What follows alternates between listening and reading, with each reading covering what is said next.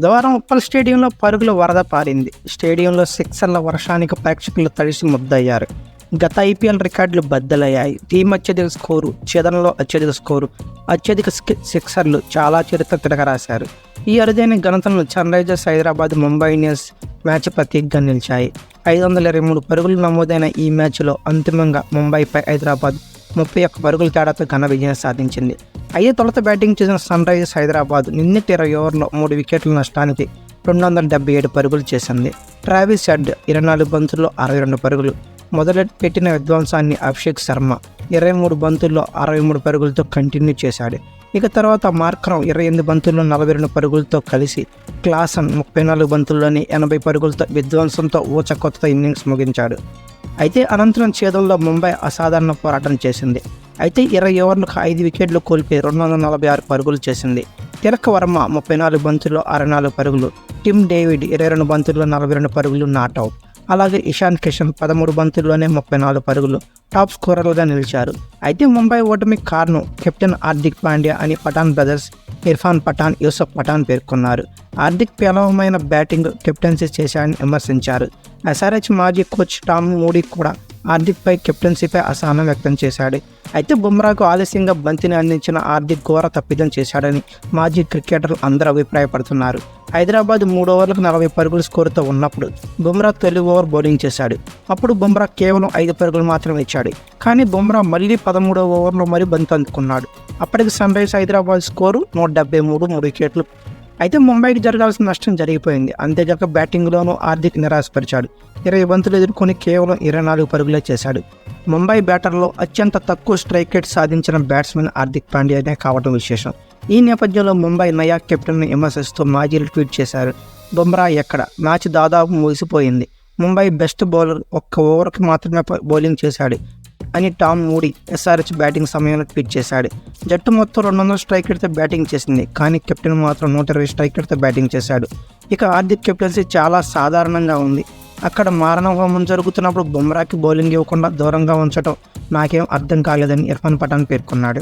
అయితే అదర్ ఎండ్లో ఐపీఎల్ చరిత్రలో అత్యధిక పరుగులు సమర్పించుకున్న జట్టుగా, ఛేదనలో అత్యధిక స్కోరు సాధించిన టీమ్గా రికార్డులకు ఎక్కాయి. అయితే ఈ ఓటమిని ముంబై ఇండియన్స్ ఫ్రాంచైజ్ సీరియస్గా తీసుకుంది.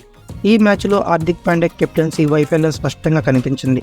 ప్రేమ్ బౌలర్ బుమ్రాకు ఆలస్యంగా బంతిని అందివ్వటం ముంబైకి తీవ్రంగా నష్టం వాటిల్లేలా చేసిందని పేర్కొంది.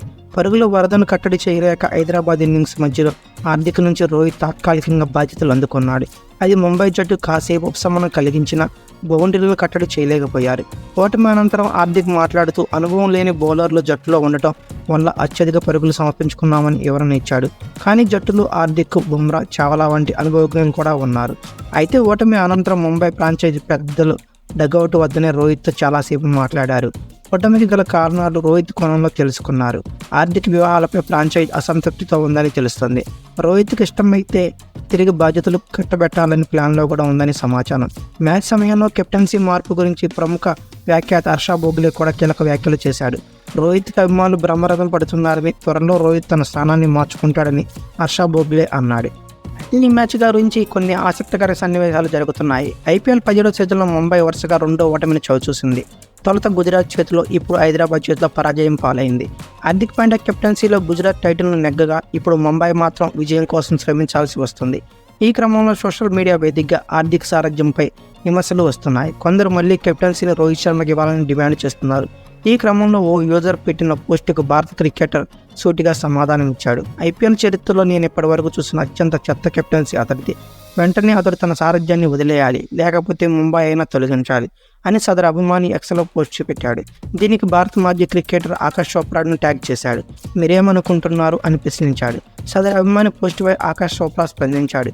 మీకేమైంది, ఎందుకలా అంటున్నారు, అబద్ధాలను ప్రచారం చేయొద్దు బ్రదర్, మీ స్టేట్మెంట్ తప్పు. అలాగే నా పేరును ప్రస్తావించారు, కానీ నా పేరులోనూ అక్షర దోషాలు ఉన్నాయి, మీలోన ఏదో తేడా ఉంది అని చోప్రా పోస్ట్ చేశాడు.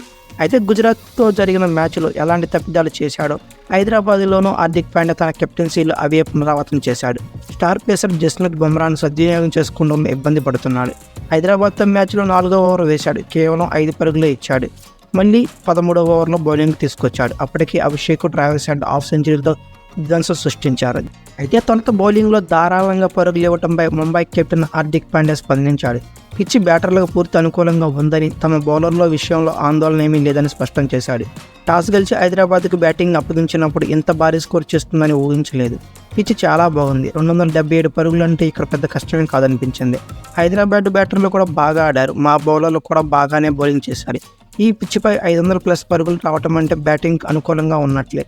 మేము కొన్ని అంశాల్లో మెరుగుపడాల్సిన అవసరం ఉంది. మా వద్ద యువ బౌలర్లు ఉన్నారు.